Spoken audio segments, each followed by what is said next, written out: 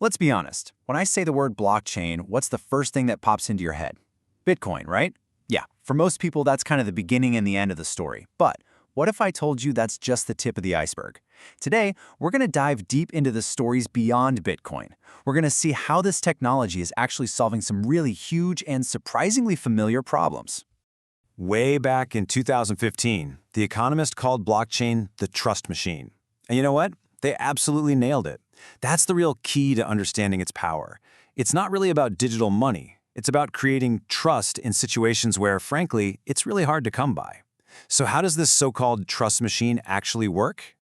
Okay, let's break it down real simple. Imagine a digital notebook that's shared among a whole group of people.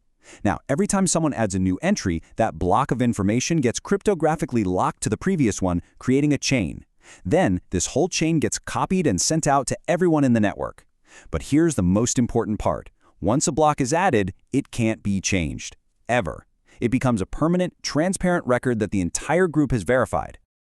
So, all that theory is great, but how does this trust machine actually help us in the real world? Let's start with something that affects every single one of us, the food on our plates. Okay, imagine this scenario. There's a big foodborne illness outbreak. People are getting sick, and everyone's trying to find the source fast. Well, Walmart actually put their own supply chain to the test with this exact question. They took one package of mangoes and asked, how long would it take to trace this back to the original farm? Take a guess. Nearly a full week, 6 days, 18 hours, and 26 minutes. Think about that. In that amount of time, thousands more people could get sick. Millions of dollars could be lost in massive recalls. The delay isn't just inefficient, it's genuinely dangerous. So why on earth did it take so long? Well, the data was a complete mess.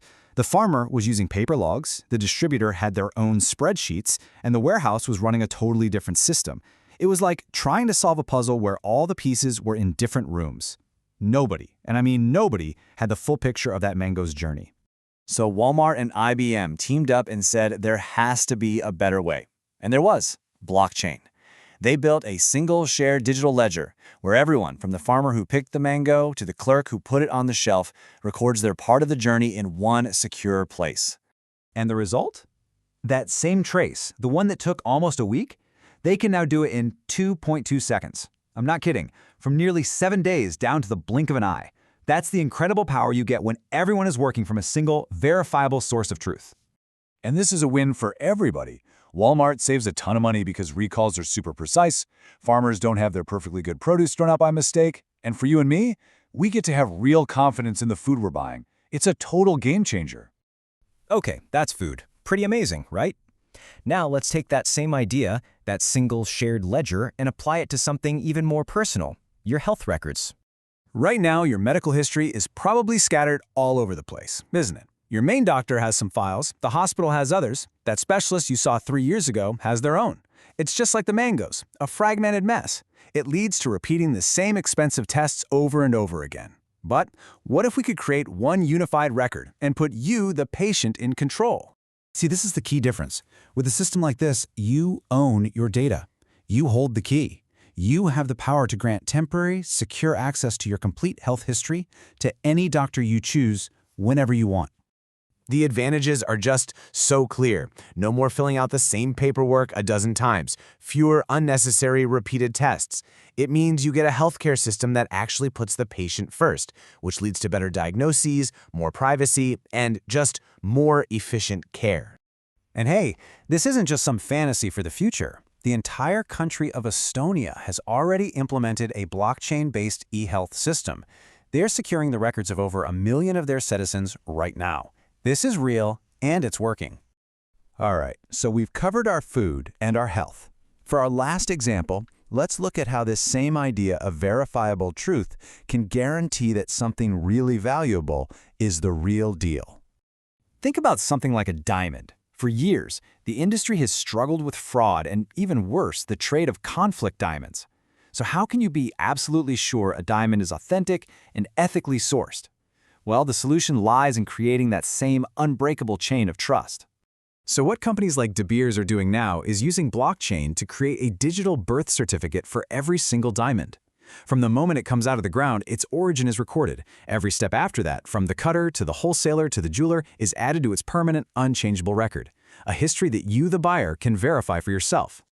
This system makes it virtually impossible to fake a diamond's history. It helps stamp out the trade and conflict diamonds, and it gives the consumer complete peace of mind that what they're buying is authentic and ethical. So from tracing mangoes to securing health records to authenticating diamonds, we've seen 3 completely different worlds.